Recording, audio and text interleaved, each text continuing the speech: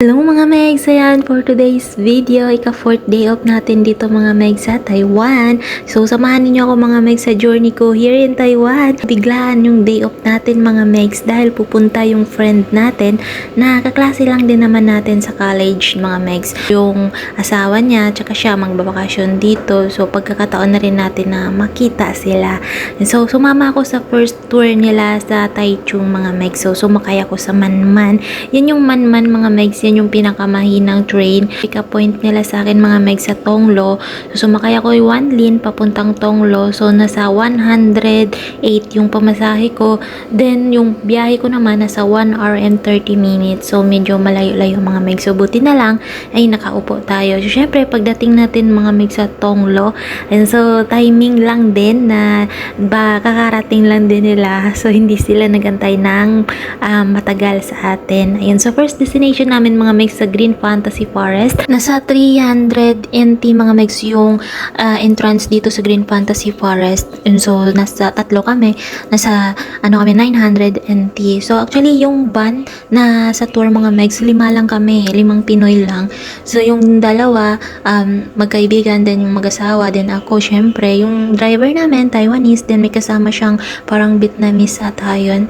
First time ko talaga mga Megs na makapunta dito. Napakaganda. Then yung kagandahan dito mga Meg sa Green Fantasy Forest ay pwede ka dito mag-prenup pa yun. So kung gusto nyong mag-prenup dito sa Green Fantasy Forest, pwede kayong lang naman mga Megs, mga 2.5 yung bayad 2.5 NT nakita ko.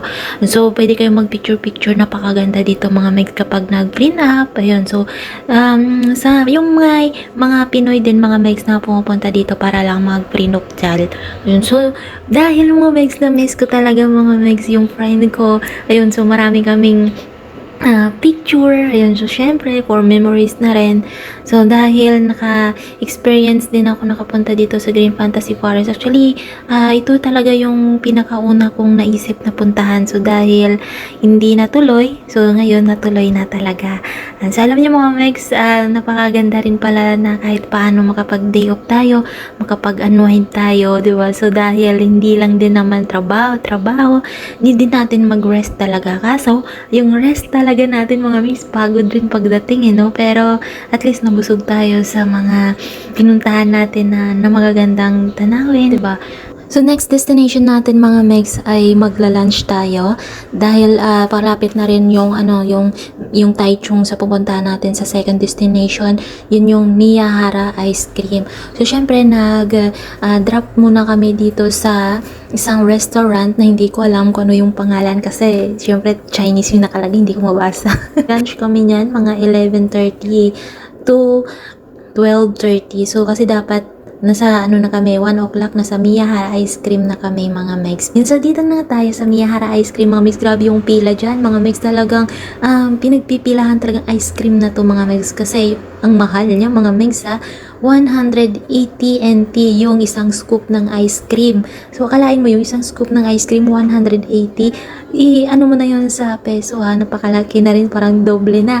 Pero dahil gusto natin makatikim ng ice cream ay ginawa namin 3 scoop yung sa friend ko, sa akin naman isa lang. So pinag-isa lang namin siya para isang cone lang kasi dapat may cone, bibili ka pa ng cone kasi yun So dahil isa lang sa akin, so pinagsabay ko na lang doon.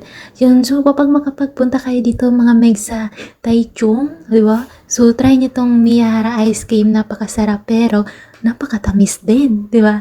So worth it naman yung actually nasa 600 plus, 700 plus rin yung binayaran ng friend ko.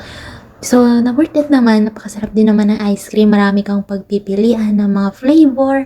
And so, may mga sila dyan, may mga anek-anek sa taas yung toppings, ayun.